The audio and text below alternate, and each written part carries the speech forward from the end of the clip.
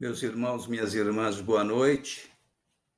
Meu nome é Laércio, sou do Centro Espírita Fraternidade de Luz, aqui no Cangaíba, na zona leste de São Paulo.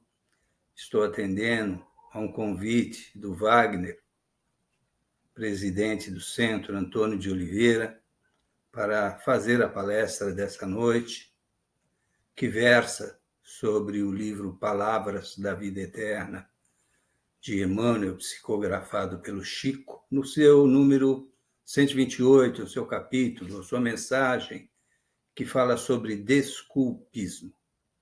Nesse momento, nós vamos fazer uma prece, nessa noite de muita luz, de muito amor, pedindo a Deus Pai de todo poder e bondade, a Jesus, amigo, companheiro e mestre, que possa nos auxiliar, que possa nos intuir, para que as nossas palavras possam ser doces, acalentadoras, e possam encher de esperança os corações daqueles que necessitam. Porque Jesus, quando tu dissestes, Pai Nosso, você, ou tu, ou o Senhor, colocava todos dentro de uma mesma perspectiva, de sermos todos filhos de Deus.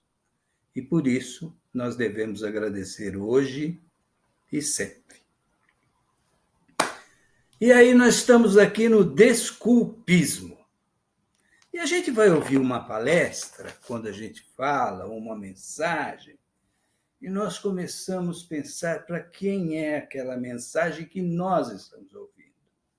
E às vezes no final de uma palestra que a gente faz, com raríssimas exceções, alguém vem e fala, olha, essa palestra seria excelente para o meu marido, para o meu filho, para o meu neto, para o meu cunhado, para a minha sogra.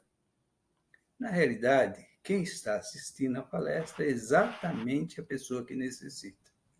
E quem está fazendo a palestra certamente é o mais necessitado de todas as pessoas, porque está executando um compromisso, um dever. E essa palavra desculpismo é muito interessante, porque ela mostra a nossa personalidade e a nossa vontade, às vezes, de fugir de algumas responsabilidades que são desta ou das nossas vidas anteriores. Cada vez que a gente olha e estuda, nesse caso, essa palestra, a gente vai ver que ela tem uma ligação muito direta com o capítulo 18 do Evangelho segundo o Espiritismo.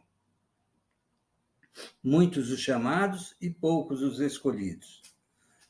Por que se são muitos os chamados? São muitos os chamados porque constantemente o Pai Celestial está nos mandando as mensagens necessárias para nos despertarmos e para nos transformarmos. E a gente acha que aquela mensagem não é para nós. Aquela mensagem é para outra pessoa, para outro ser. No capítulo 18, a gente começa a ver aquelas pessoas que tergiversaram, estão saindo daquele caminho da retidão, ou estão postergando, deixando para amanhã as responsabilidades que nós devemos tomar no dia de hoje. Porque o amanhã é muito incerto. O amanhã pode chegar para nós quando nós estivermos desencarnados.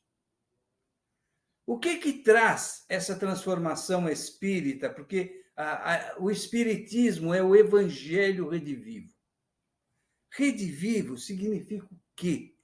Que nós temos que viver o que ouvimos, o que aprendemos dentro da doutrina. Ouvir e falar a respeito da doutrina é a maior facilidade. A responsabilidade de uma vez por semana no centro espírita é ótimo, magnífico, aquela meia hora, aquela uma hora. Mas e o resto das nossas vidas? O resto das nossas responsabilidades? Como é que anda? Será que nós estamos aproveitando esses ensinamentos que nos chegam e de alguma maneira nós estamos colocando dentro da nossa mente para que possa se espalhar pelo nosso corpo, pela nossa emoção, pelos nossos sentidos e para que possamos ser melhores? Nós estamos lendo, nós estamos em movimento. Às vezes nós precisamos começar a olhar no espelho e vermos como nós realmente somos. Quando a gente lê Louise Hay, uma pastora anglicana que morreu há 2 ou 3 anos atrás, essa epidemia tirou um pouco dos tempos para a gente. Ela diz o seguinte, muito sabiamente, que não adianta eu começar a me olhar e falar eu não tenho esse defeito, eu não tenho aquele defeito. O melhor para nós, na nossa realização, é que eu veja os defeitos que eu tenho. E não tente tirar todos de uma vez. Tente procurar melhorar pouco a pouco cada um deles. E escolher um deles para tratar nesse momento. Nesse momento aprazado, o que eu preciso? Eu preciso tratar, por exemplo, da vaidade. Eu vou tratar da vaidade. Dos ciúmes, que destroem lares. Do orgulho, que destrói vidas. Tudo isso numa transformação de consciência. Quando nós pegamos a doutrina espírita e começamos a estudar e vemos que Jesus falou que aquele que mais recebeu, mais será pedido, nós vamos ver que a nossa responsabilidade é muito grande nessa encarnação e em todas as reencarnações que nós tivermos. Muita gente afiançou a nossa vida. Muita gente está do lado de lá, torcendo para que as coisas nossas deem certo. E às vezes nós estamos escapulindo das nossas responsabilidades, porque a gente vai vendo as coisas que o mundo está, porque o mundo é muito sensorial. O mundo é muito sensorial. E as coisas espirituais exigem para cada um de nós uma disciplina maior. Foi o que o Emmanuel falou para o Chico. Disciplina, disciplina, disciplina. A porta da responsabilidade, da nossa responsabilidade, é aquela porta estreita que está no Evangelho. Para passar essa porta estreita, nós vamos ter que tirar um pouquinho das nossas gordurinhas morais, mentais, físicas. Nós precisamos fazer, assim, um regime diferente de nossa vida. O que é esse regime diferente de nossa vida? Uma mudança de atitude. Uma grande transformação que deve ser feita pouco a pouco e que a gente possa despertar para que essa transformação é necessária. A porta da responsabilidade é estreita, muito estreita, mas nós temos que passar por ela. Em compensação, a porta larga é a porta dos vícios, da liberalidade. Quanto mais apegados nós estivermos à matéria, mais nós vamos nos apegar a essa porta que é uma porta larga. E aí nós vamos ver na parábola do capítulo 18 como Jesus mostra essa parábola dizendo o seguinte, que Deus está fazendo uma grande festa para os seus filhos, para o seu filho, Jesus. E vai chamar todos aqueles que ele conhece e que o conhecem também, porque é interessante. A palestra não é para quem não conhece, a palestra é principalmente para quem conhece e não pratica. E aí eu vou fazer um adendozinho, certo? Porque que eu me lembre de ter estudado um só de Sacramento, o médium Eurípides Barçanufo conversava com Jesus. E encontra, de todos os que eu li, o único que eu conversava com Jesus que eu me lembro foi. E que ele está encontrando Jesus sentado numas pedras e chorando. E ele pergunta para Jesus, por que choras, mestre? O Senhor chora por aqueles que não te conhecem? E Jesus respira um pouco e responde para Eurípides: não, eu choro por aqueles que me conhecem e não me seguem. E quem são esses?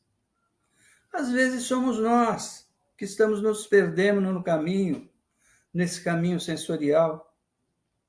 E aí, nessa palestra, nessa parábola, ele vai procurar, ele manda o Senhor, que representa Deus na realidade, manda os seus servos procurarem para convidar para a festa, porque é um grande banquete para o seu filho. E o que eles respondem? Primeiro lá vai responder o seguinte: comprei um campo e importa ir vê-lo. Isso é o símbolo da horizontalidade das coisas. A importância que a gente dá para as coisas que não vamos levar. Eu tenho que tratar das coisas da terra. Olha aí que coisa interessante. O que é o campo? A representação que eu vou tratar. Eu vou me devotar às coisas da terra. Eu não estou tendo equilíbrio, eu estou me devotando totalmente às coisas da terra. O que a terra planta, o que dá, tudo. Mas daqui a pouco, a terra, o plantio vai ficar aí. E que eu levo? O outro diz o seguinte: tem que me excusar porque eu tenho que tratar dos meus negócios. Ótimo, todos nós estamos num planeta, não temos que trabalhar, temos nossos negócios. Mas tem pessoas que saem de casa antes do filho acordar e volta depois que o filho está dormindo. Há um desequilíbrio total porque a pessoa acha que o seu filho, a sua mulher, necessitam de toda a tranquilidade financeira. Mas será que o mundo precisa só dessa tranquilidade financeira? Será que isso não é um escape? Será que isso não é uma desculpa para, inclusive, às vezes, ficar fora do lar? Então, nós precisamos ter o quê? Equilíbrio. O outro convidado diz o seguinte: acabei de casar e não posso passar tempo lá fora do lar. Então, se você casou, você está levando Deus para dentro do seu casamento?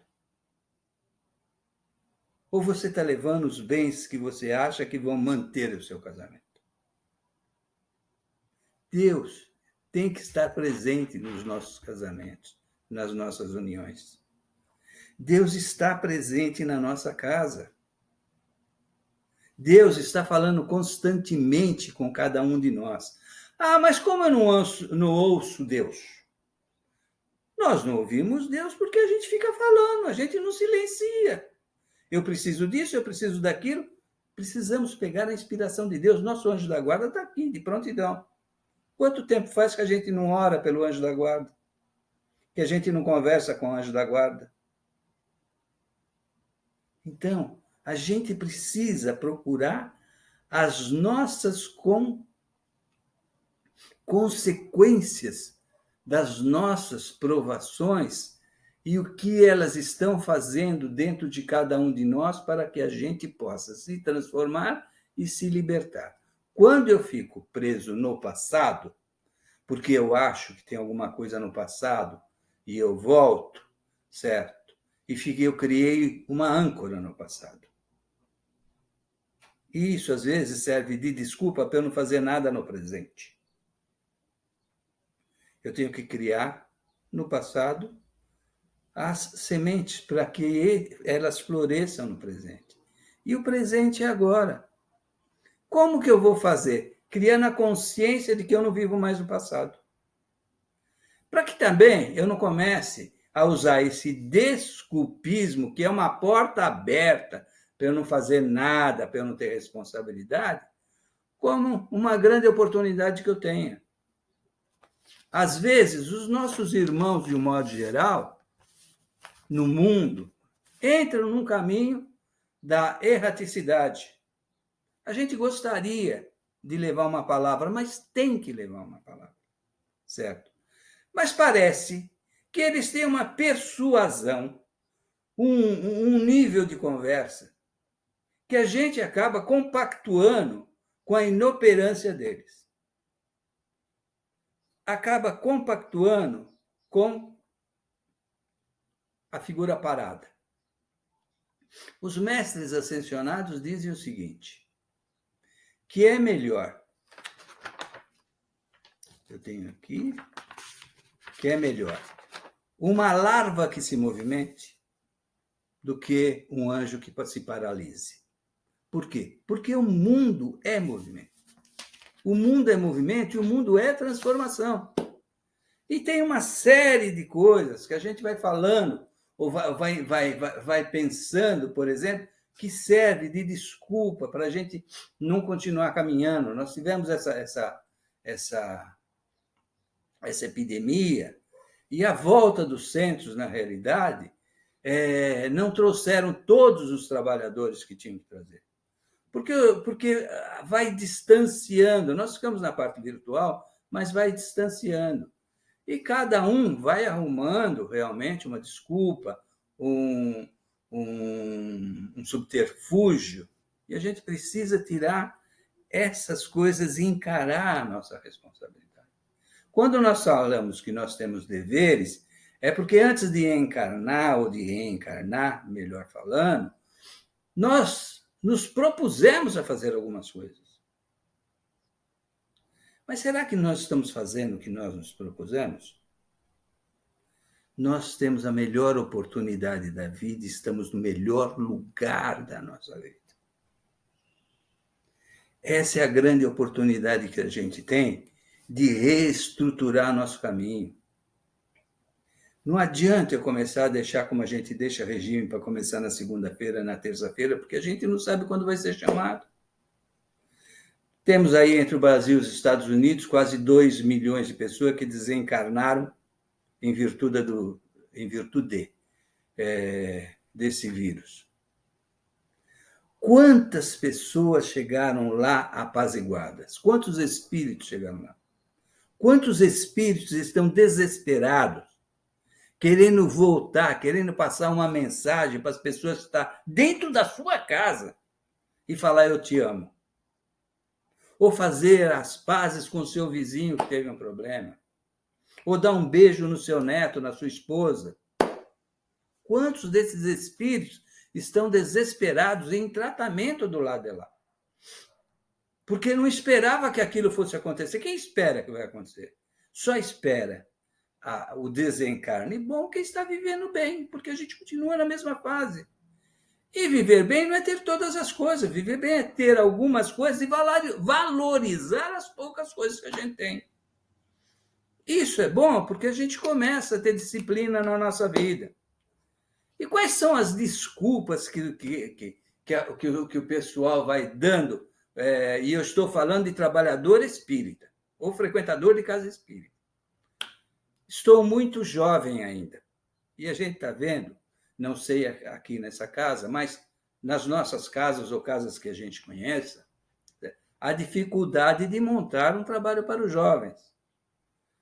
A dificuldade de você trazer, arregimentar o jovem para essa bendita doutrina. E por que é difícil? Porque a doutrina é uma doutrina de transformação.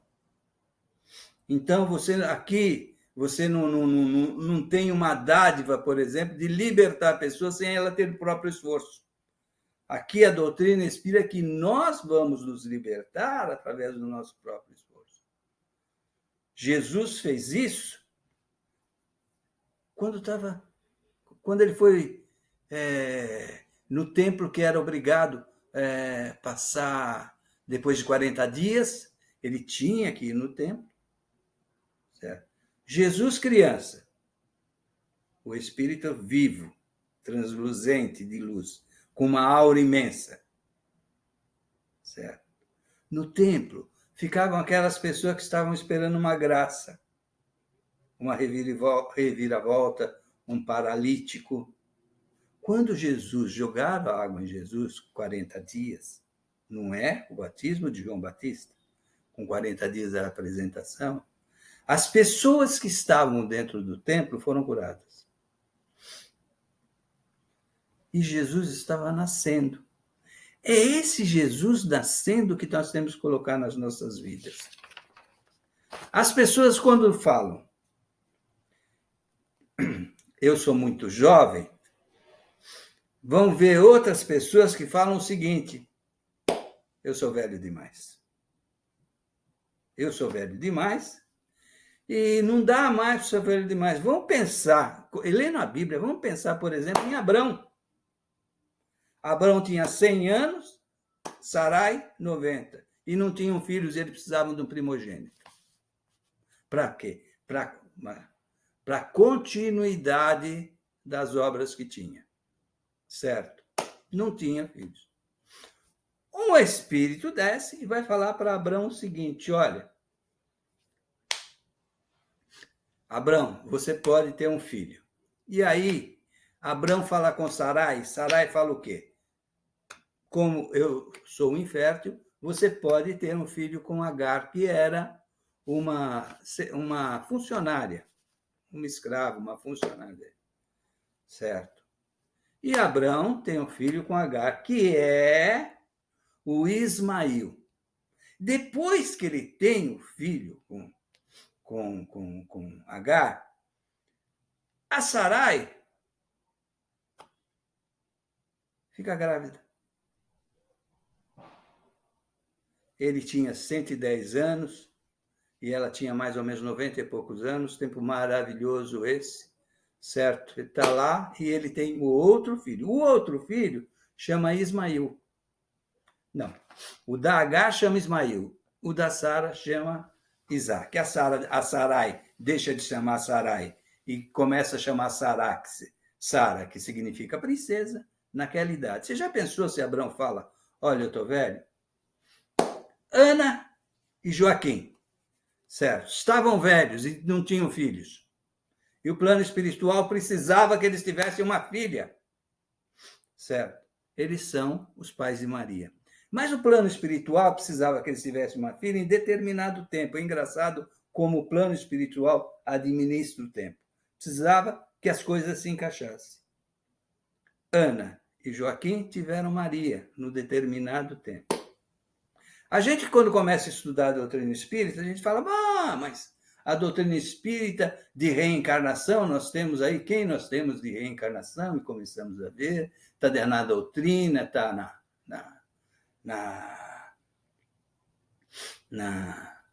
nos livros, está na Bíblia. Elias vai voltar para ser João Batista. Quanto tempo ficou Elias esperando e trabalhando esse trabalho? 900 anos. 900 anos que Elias ficou se preparando para poder vir como João Batista. Quem falou que ele viria como João Batista? Um profeta da antiguidade chamado Isaías. Quanto? 740 anos antes de Jesus. Quer dizer, nós estamos falando quase 3.000 anos atrás das coisas que aconteceram. 740 ele falou, há de vir um que há de preparar. Falou a vinda do Messias, e falou que um que viria preparar a caminhada. E João e Jesus, de certa feita, porque João nasceu 6 meses antes de Jesus. E a Maria era prima de Isabel. E ela foi visitar Isabel. E as crianças começaram a se revolver dentro dos úteros das mães, porque eles queriam se encontrar. E depois eles se encontraram com 7 anos, com 12 anos, com 17 anos, quando João foi defender a tese da justiça e Jesus foi defender a tese do amor. Mas essa é uma história para um outro dia, talvez até pessoalmente aí. Então, outro fala que minhas atribulações são enormes. Legal. No planeta de expiação, é prova todas as nossas tribulações são grandes. Outro fala assim, os negócios não me permitem qualquer atividade espiritual. Como? Daqui a pouco você viveu e morreu, certo? Sem se aproximar da libertação. Empenhei-me em débitos que me afligem. Agora, nessa semana, ontem, quebrou uma corretora com 5 bilhões, uma espécie de coisas mágicas que oferecia ganho, que trabalha com essa nova moeda que tem aí, certo? 5 bilhões. E aí aquelas pessoas que pensavam que os problemas todos iam ser débitos, se aplicaram ali, certo? Essa rede Celsius, certo? Nas criptomoedas, teria perdido tudo. Outros dizem o seguinte, que os filhos tomam tempo. É lógico. Os filhos tomam tempo, tomam amor, tomam tudo. E os problemas, outros falam que os problemas são mundos. Tudo isso, a pessoa vem e fala para a gente, olha, eu não estou indo porque eu não posso. E elas falam com tal carisma, com tal subterfúgio, que a gente vai falar o quê? Olha, realmente é isso. Não dá, você realmente tem. São tantas as evasivas e tão veementes aparecem os ouvintes mais argutos, que a gente termina convencido de que eles estão certos. Que eles são convidados para a lavoura da luz e nós achamos que a pessoa que está do lado de lá, certo, está se engodando, está com uma verdade, está passando uma coisa para ela que ela foi repetindo, eu tenho que trabalhar, eu tenho meus negócios, eu tenho meu casamento, eu tenho meus bois, eu tenho minha terra, eu tenho que fazer tudo isso, e ficou aqui tudo no horizontal. Eu não arrumei uma escada vertical para sair. Então, eu preciso, agora que nós estamos conversando, certo? Eu preciso, para mim, pensar o seguinte, se todos no centro espírita que eu frequento fossem iguais a mim, certo? Como esse centro estaria? Para eu aquilatar a minha responsabilidade. Todos nós precisamos participar dessa comunidade. Todos nós temos que ver o que nós podemos fazer de melhor e mais, porque a gente vai se frustrar. Se nós tivéssemos feito parte desses que Jesus disse, chama todo mundo, tivéssemos ido lá, como nós estaríamos do lado de lá? Qual seria a nossa aflição do lado de lá? Eu acredito que todos nós queremos, de alguma forma, resolver os nossos problemas com muito amor, com muita esperança, com muita paz. Como nós estamos chegando quase no final da palestra, eu gostaria de falar para vocês que leiam, se puderem, o capítulo 18 do Evangelho, muitos os chamados e poucos os escolhidos. No livro Lázaro Redivivo, o capítulo 47, diz sobre uma parábola moderna, que é muito interessante para esta palavra. E aqui eu separei desse livro